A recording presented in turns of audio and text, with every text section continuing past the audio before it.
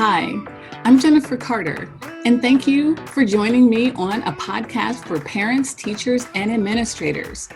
Today's conversation should be a good one, and I'm sure it's something on your mind. So let's get to it. I just want to say thank you so much for joining me. You are my first former student to have a conversation with me. Hopefully not my last, but my first former student. And if you could just tell everybody a little bit about yourself and your background. Okay. My name is Dana McKenzie. I am a licensed professional counselor.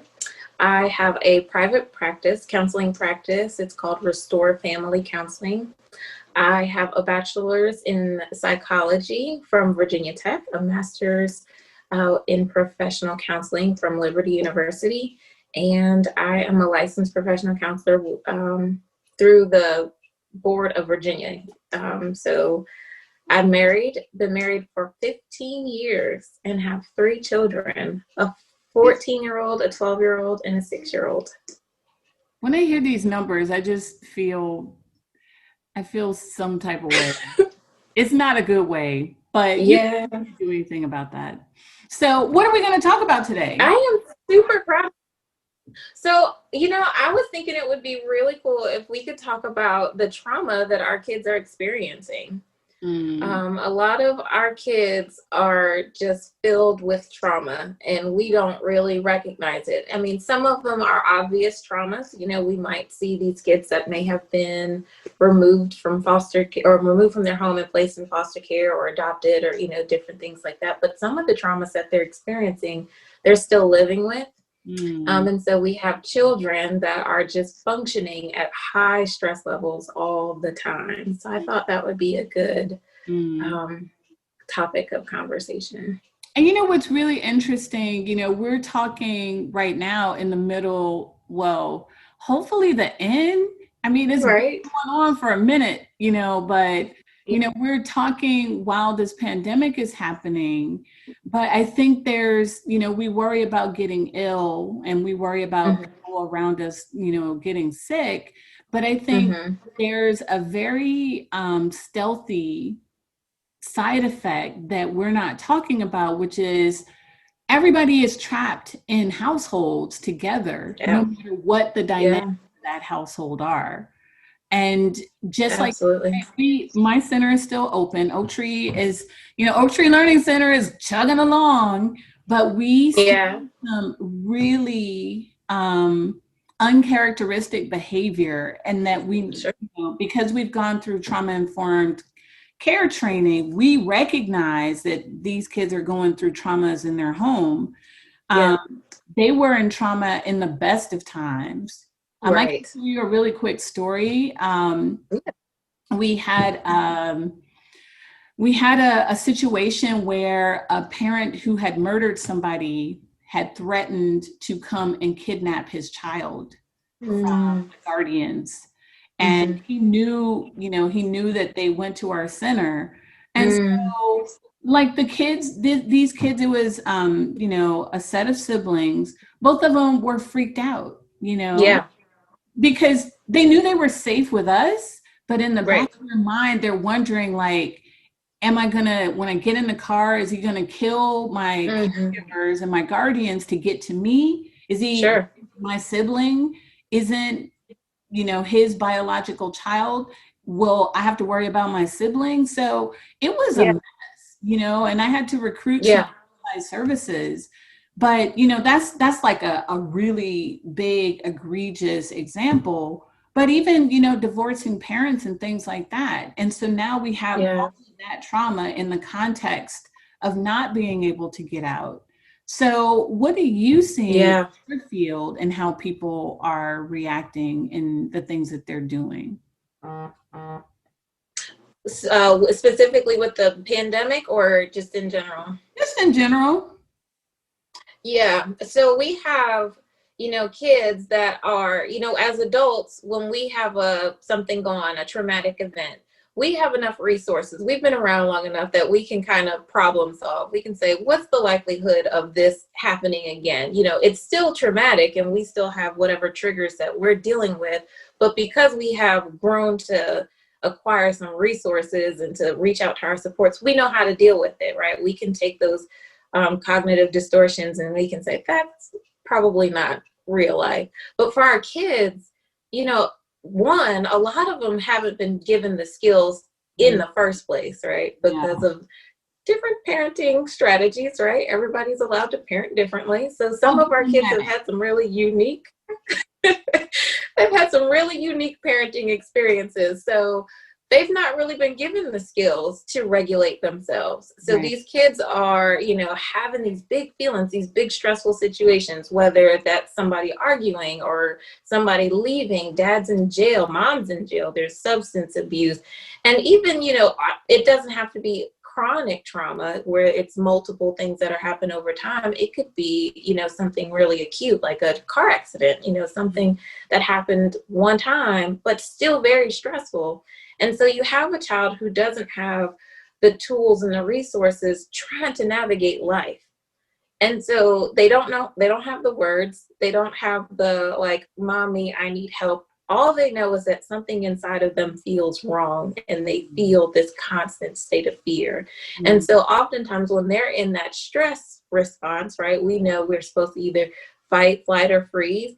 They are constantly navigating that. So they just have constant stress hormones emitting through their bodies all the time.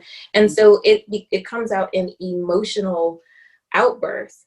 We see it in their behavior. They are crying. They are throwing chairs in a classroom, or they're running away. They're hiding. They're doing all of these like extreme behaviors.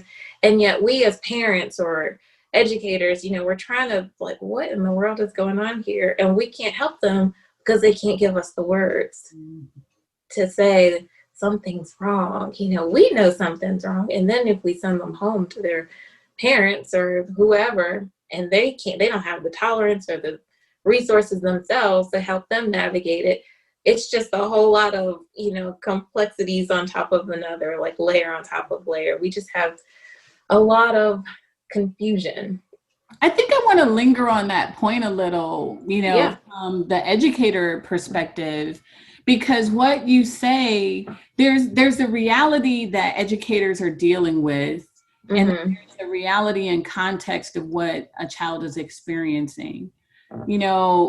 Even in the best of times, when you have children in your presence and they're screaming and throwing chairs, it's really disruptive, and you can start to dysregulate because you never know who in your class is also in that state. It starts to dysregulate and trigger a lot of other people or a lot of other things. It may even trigger things in you.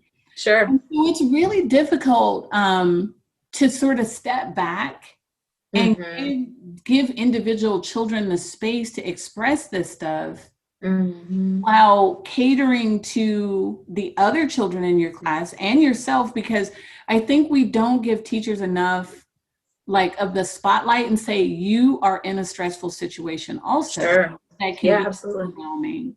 Then we compound it, unfortunately, by telling parents who don't have the proper strategies, who just then reinforce the trauma, not the different behavior. They reinforce the trauma and then they send it back. And it's just this roundabout of everybody being stressed out, Yeah, definitely. I have some teacher friends, and so I hear about, they have all of these mandates that they have to get done, or these checklists, and they got to make sure that their students are learning things. And so how do you keep this child safe and that checklist that you have in the back of your head of all the things that you need to make sure get done during a day or by the end of the week or, by the quarter or whatever, and make sure that this one child or multiple children are being attended to in that way. I totally recognize the struggle. I wish there were, and some schools have, aides or something that could come in, that could help this teacher maybe even navigate some of this, or build in brain breaks or something like that. Like, what? I noticed Johnny's having a hard time. Let's all just take a break. Let's all get up and do some jumping jacks, let's figure it out. So that, the attention is no longer on this child. It's like, let's just all do what we need to do to kind of support support him. But you're right. What happens a lot of times is these kids get sent back home and they get removed from what is probably the safest place for them, right? Like, because we know that they're going to get fed. We know that the same people are there. There's not a lot of movement in and out of the classroom, or, you know, it's that consistency, that structure that they really thrive on. But because they're so dysregulated, they can't appreciate it, you know? So then we say, oh, well, you messed up. So then what's the narrative that they're starting to build within themselves? Oh, I messed up. I got to go back to that place. Or, oh, I messed up. I'm not good enough to be here. Or a lot of times they associate that with love, because these kids don't have not all of them, some of our kids don't have an accurate understanding of love, that reciprocity of love, you know? And so if my teacher sends me home, then she doesn't love me.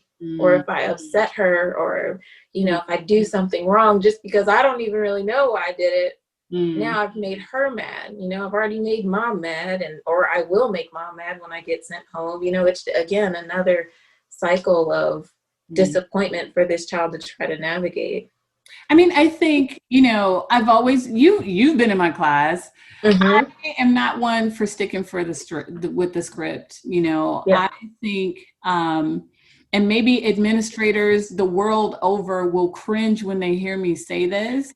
When you're in your classroom, you know these kids better than anybody else. Right. And I think teachers have to feel bold enough and brave enough to say that curriculum, we're tossing it out. Even if we get 3 weeks behind, we got to put a safe space in this classroom, no matter how long that takes. And once you have that safe space, you'll have those percolations and eruptions, but they'll feel safe enough that you can hold the class. Right. Everyone is all on the same page. We all have whatever's going on. You can still hold that class and move into your curriculum. Right. Because, you know, the one thing that the dirty secret of education is, especially if you're using Common Core, is that it's cyclical. It'll come around again. So if you don't get X, it's going to come back around. You know, if you focus on the absolute most important things for your kids to learn as the foundations for whatever level you're teaching, everything else is dressing, you know, it's just augmenting. And, you know, I think sometimes teachers feel like they can't do that. And I can comfortably say that I have built an entire career on doing that, you know. Really? Yeah. Where it's, you know, if you trust your teaching, the kids will learn what they will learn, but they can't learn it if they are emotionally dysregulated. Yeah. That's something every teacher and administrator has to realize. As much as you want to get through your curriculum, it has to come second to that emotional health. Yeah. And see that, I mean, I'm sure you see it, where they're not going to concentrate if they're stressed. They're not going to concentrate if they're mourning or grieving. They're not going to concentrate if they're worried about, you know, mom's job or dad's job or mom's divorce or dad's girlfriend. Like they're not. All of that. Yeah. They're not going to be able to concentrate. Right. And we have to also recognize that this is across the board. It's not by race. It's not by class. It's not by geographic area. It is something we all need to deal with equally and in the same. Absolutely. And how trauma affects one student is not going to affect another student the exact same way. So it might take longer for some kids, and it might require a little bit more for other kids. You know, who knows? You just have to have the patience, the time to be present with them, and not really come at them with logic all the time. Sometimes, you know, we want to logically explain to children, but if the logic part of their brain is offline, then it's because their emotion is like, woo, you know, going off. They're not going to, you know, logically try to problem solve with you. Really, they need you to speak to that emotion. They need you to say, okay, you are safe. You know, take care of that basic need of you are safe and you are okay. And I see you and I hear you. and I'm with you, not sit down and do this and fill this work, whatever it is that needs to get done. We don't need to do that today. Right now, I just need to see you. And I recognize that there is a lot of pressure for a lot of teachers, and I don't know how I could speak to my teacher friends about, like, ditch the curriculum and do what you need to do. I don't know. That might create another level of stress and dysregulation for some of our. Come on the podcast. I'll give you a lot of ideas on how you can do both. And honestly, that's why I really worked a lot on this experience-based curriculum, because you build so many skills within doing that. Like, if you're all collaborating on a project, you're learning material, you're building your social skills, you're building your emotional skills, you're working on your fight. So it's like a whole combo where you can take some of the things that they're doing in class and then incorporate it in a way that's different. But I also wanted to ask you, when you say be present, can you share a time where you've witnessed or experienced someone really being present that was really effective? Yeah, absolutely. Sometimes, like, I have this one kiddo, this one experience I'm thinking about. She, at the time, was in foster care, had been removed from her guardians, and just a lot of behaviors, just a lot. She came in my office one day and just destroyed it. I mean, pulled all the toys down off the shelf. She was just so out of her body, just needed to. And so, I didn't say, don't do that, that she just needed it. Now, there are probably a lot of therapists that would say that is horrible and that's not the way things should go.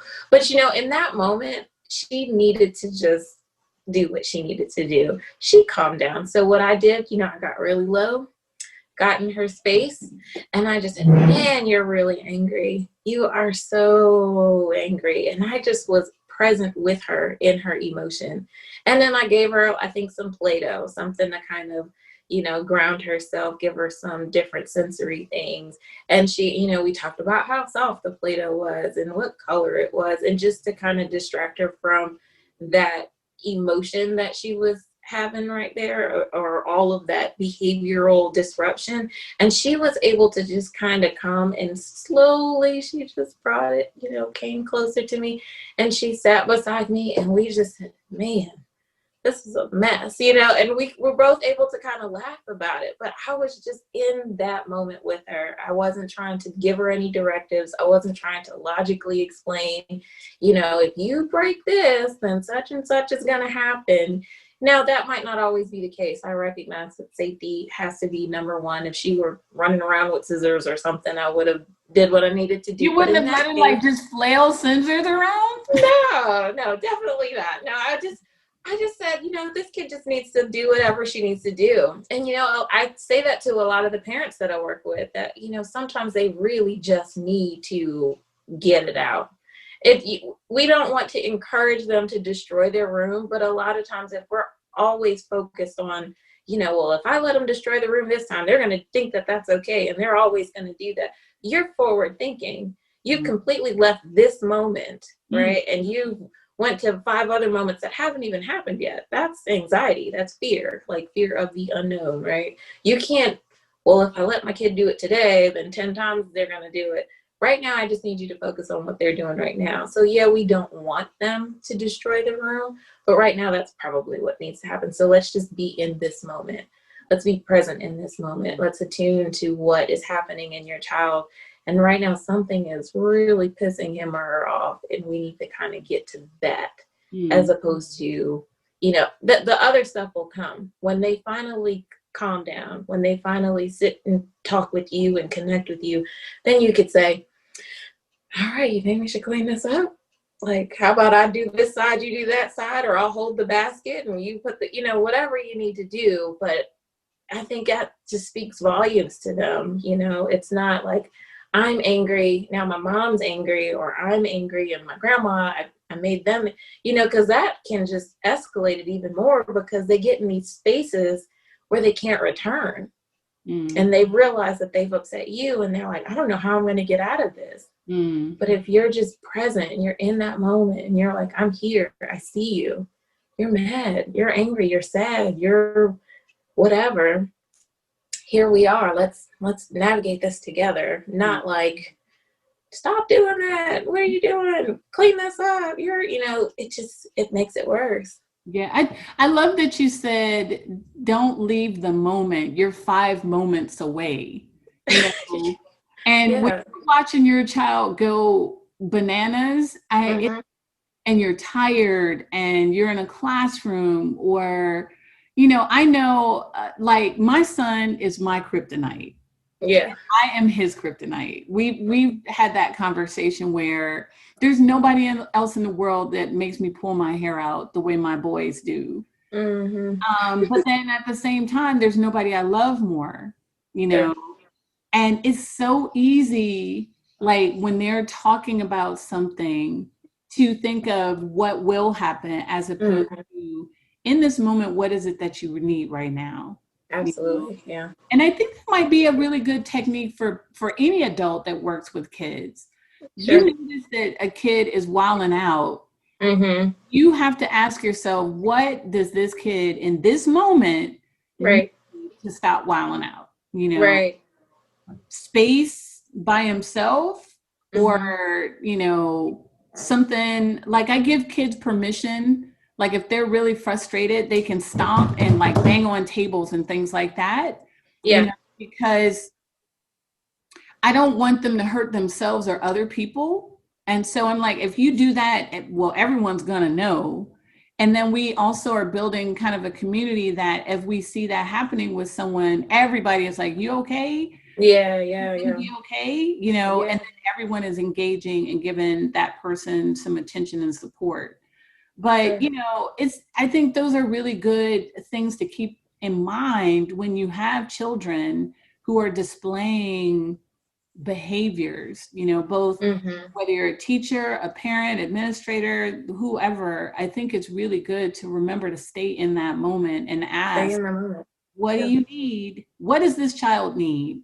The other thing is, I don't think we spend enough time off stage thinking about these things, right? So your kid is having a fit, whether they're 6 or 17, and you're trying to triage that moment instead of, you had a moment, reflect on that moment when you're not mad, when you're not upset, when you're not ready to, because like, listen, my kids are 6'5" and 6'8", and sometimes I rip them up and be like, are you really, no, are you really trying to like that? Right. But thinking about the moment where I feel like that later prepares me for the next moment that's going to happen. And I really don't know if that is something that teachers and parents are encouraged to do enough. You don't want to always problem solve when the problem is happening. You have to think about it when you're driving to work, or when you're in the shower, or instead of, engaging with your phone, you got to give some time for that reflection and think about, like, how am I going to prepare myself when this happens again? For the next time. Yeah, definitely. And I think it can create too a lot of conversation between you and your child, right? So like, okay, and then when you're reflecting, you're like, what did it do with me? Like, why did that upset me so much? Because a lot of times we parent the way we've been parented, or try not to parent the way we've been parented. So there's a lot of like inner vows that we're trying to navigate within ourselves. So like if our kid does something and we feel disrespected, it's like, you're not going to disrespect me. But it's like, where does that come from? Sure, our kids aren't supposed to disrespect us, but that's just an example. But like, where is this feeling? What's your stuff that makes you get triggered when people disrespect?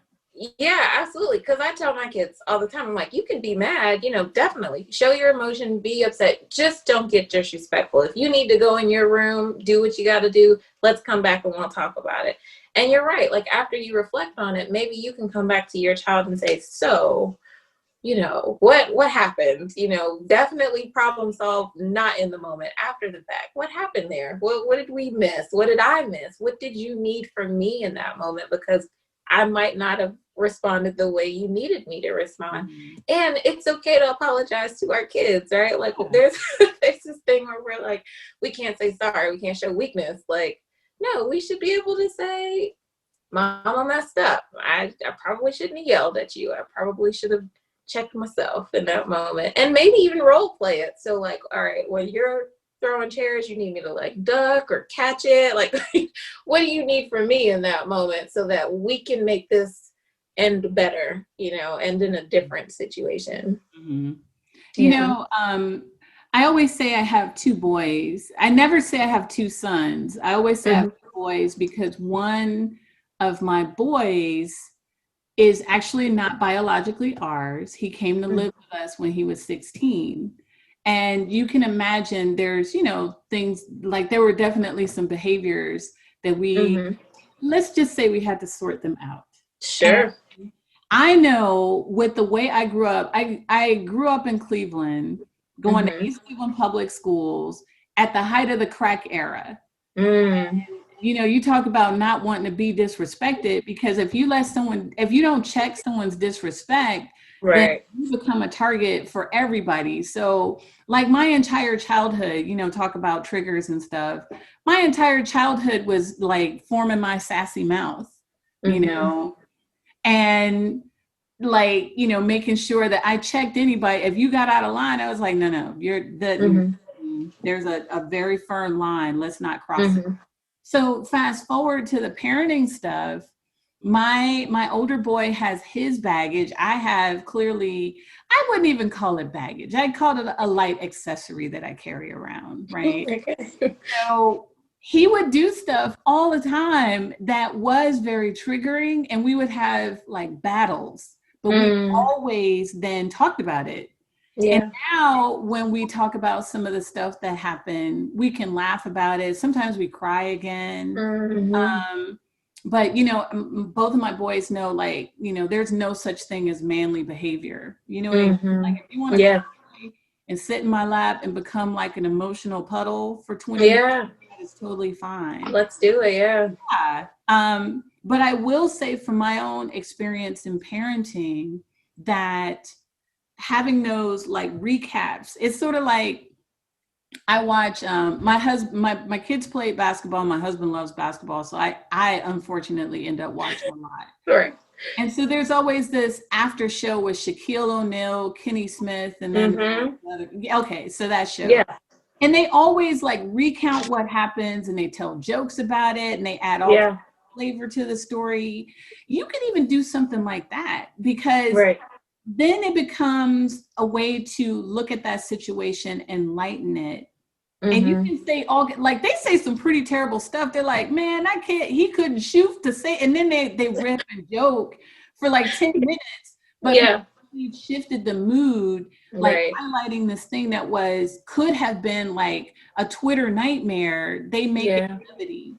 And I think we can do that when we have these moments of trauma with our kids also, where how can we recap like that situation where the little girl destroyed the room and make it something where you're saying the truth, like you shouldn't do that. It is and it is pretty disrespectful. Nobody else in the world is going to let you do this, but you say it in a way that maybe it's funny, or, you say it in a way where she can hear it, Yeah. But I think we don't value reflection. We don't value that time where we go back and think about things like that, Right. I don't know. How do you think we can shift that? Hold on, my phone is making noise. How do you think we can shift that and make that a new, like, how do you think we can shift that, or what advice could we give people to encourage them to reflect more so that they can handle these situations better? Sure. I think the biggest, one of the things that's coming to my forefront is that everybody wants to be seen and heard, right? We all do. We want to feel valued. We want to feel like, when we walk in the room, somebody is excited to see us. Somebody is happy. So, in these moments where we're having these really difficult moments with our children or our students, are we allowing them to be seen and heard? And maybe what we're seeing is a manifestation of them not being seen and heard for so long. So yeah, it might be a big explosion in that moment, but it's gonna pass, right? But that connection that you've made in that moment, with that child is way more important than, you know, I guess implementing whatever consequence or making sure that this is not a habitual situation, but you really just want to connect. So I would say the connection before the correction, if anything, you know, focus on that connection, focus on seeing them and hearing them. Yeah. I think I love telling parents, recruit your kids to participate in just the things that you do. You know, if you like to go to Zumba, take your kids to Zumba. Yeah. Watching basketball, have your kids watch basketball with you. Absolutely. You know, yeah. If you like to go shopping, you know, budget $50 more and take them shop, you know, like whatever you're into. And then that's the connection piece. You know, is it. Busy, you know, take them to the grocery store. Sure. Or if you're working 2 jobs, at some point or another, you got to wash clothes. They can help, you know. They can help. Absolutely. I think, you know, we are so busy, right? We're just a busy world. We are always moving on to the next thing. So they're like, oh, I don't have time to let my kid cook. It's just easier if I do it myself. But if you think, if it took 10 extra minutes to put that casserole in the oven, you know, you created millions of little connections and firings in your child's brain in that 10 minutes. You know, in that 10 minutes, your child's brain was like, boop, boop, boop, boop, boop, you know, mommy, you know, whatever, instead of just being like, oh, okay, go do it. And instead, what's the alternative? Your kid is forming connections with a tablet or an iPad or, you know, or something like that. Wouldn't you rather that connection, that 10 extra minutes be with you, that could last even longer, that could build that trust, that could build that, you know, that love, you know, fill with a love bucket or whatever, you know? I don't know. And even the memories, you know. Yeah. Like we have all these traditions that don't really involve a lot of money, and they always are like, well, when are we picking out the Christmas tree? When are we decorating? You know, when are we gonna cook Thanksgiving? How can we go to so and so's house on, you know? And so they know these important markers, right? Start to request it. And my kids are in their 20s. So we're not talking about little kids. We're talking about still adults valuing these things. And, you know, the extra 10 minutes, you know, that will build those, but they really do form so much. You get so much out of them. So. Yeah, definitely. Well, I just want to say I'm always watching the clock to be mindful of the time. And I just want to say thank you so much. This was really, really a good conversation. I know. We'll do it again. So that's our conversation for today. I hope you found some information that was interesting or a perspective that you hadn't thought of. If you like what you heard, or even if you have some feedback, put a comment in our comment section. Be sure to like our page and make sure that you subscribe so that you can hear when the next video comes out. Thanks so much again for joining us.